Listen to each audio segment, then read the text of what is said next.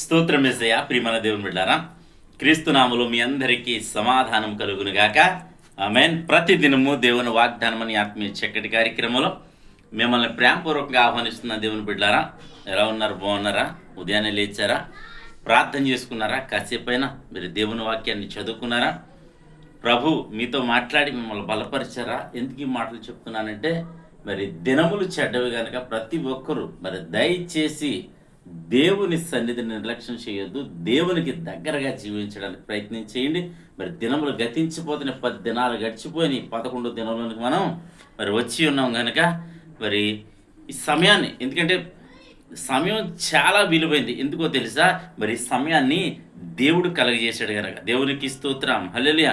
మరి ఇది పోయిందంటే మరలా తిరిగి రాదు గనుక ప్రతి ఒక్కరూ మరి సమయాన్ని సద్వినియోగం చేసుకోవాలని మీకు తెలియచేస్తూ, ప్రతి దినము దేవుని వాగ్దానం అని ఆత్మీయ చక్కటి కార్యక్రమంలో వాగ్దానం చదువుకున్నాను. నేను చదువుతున్నాను జకర్యా గ్రంథము 9వ అధ్యాయం 12వ వచనం.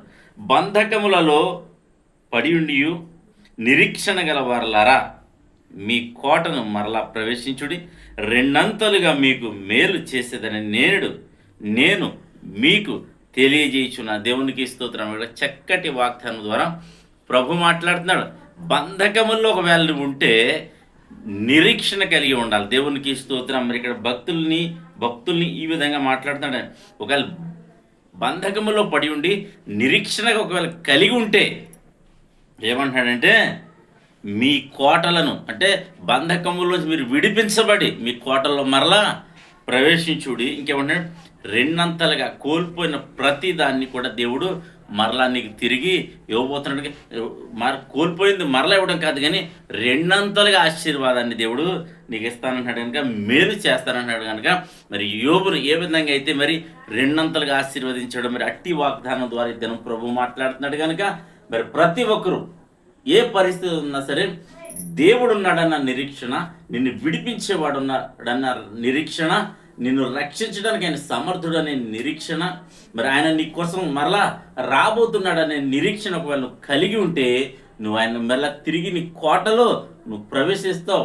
ఏ క్షేమం అయితే కోల్పోయావో తిరిగి రెండంతల క్షేమాన్ని నువ్వు చూస్తావని దేవుడు తెలియజేస్తాడు కనుక, అలాగే అనారోగ్యం, బలహీనత ఏదేమైనా నా ప్రభు ఏమంటున్నాడు తెలుసా?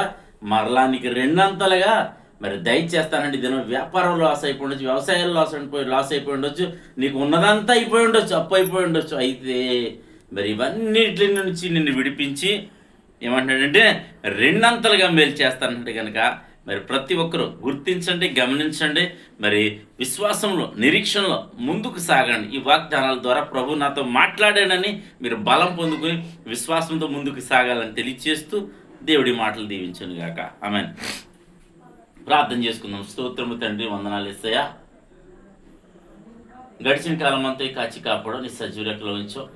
ప్రతి దినము దేవుని వాగ్దానం, నీ ఆత్మీయ చక్కటి కార్యక్రమం, ప్రతి దినము ఒక కార్యక్రమం చేయడానికి నువ్వు ఇస్తున్న కృపకానికి వందనాలు. ఎంతమంది ప్రజలు యూట్యూబ్ ద్వారా కావచ్చు, షేర్ చాట్ ద్వారా కావచ్చు, ఫేస్బుక్ ద్వారా కావచ్చు, ఈ రోడ్డు మార్గం వెళ్తూ చదువుతున్న వారందరి జీవితాల్లో నా తండ్రి ఈ వాగ్దానాలను మీరు నెరవేర్చమని ప్రార్థిస్తున్నాను. ప్రతి ఒక్కరూ విశ్వాసంతో నిరీక్షణ కలిగి జీవించడానికి కృపను అనుగ్రహించండి. ఎందుకంటే నిరీక్షణ లేని ఇతరుల వల్లే ఉండొద్దు అంటున్నాం, నిరీక్షణ కలిగి జీవించమంటున్నాం. మా నిరీక్షణ నీలోనే కనుక ప్రభా, నేను నిరీక్షణకు ఆధారముకు దేవా, నీ సన్నిధిలో ప్రార్థిస్తున్న ప్రతి ఒక్కరిని మీరు దర్శించండి, దీవించండి, విడిపించండి.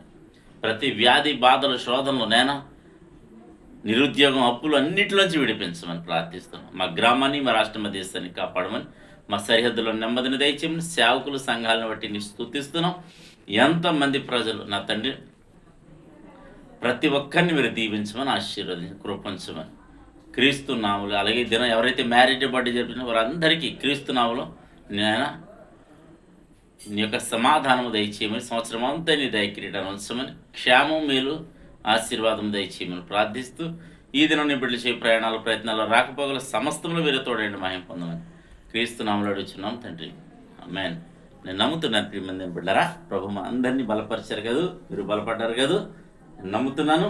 మరి ఇదిని ఎవరైతే మ్యారేజ్ డే, బర్త్డే జరిపించాడో మీ అందరికీ క్రీస్తు నామములో నా శుభాలు తెలియజేసిన దేవుడు నిన్ను కుటుంబాన్ని మరి నిండుగా మెండుగా బహుగా దీవించును గాక. ఆమేన్.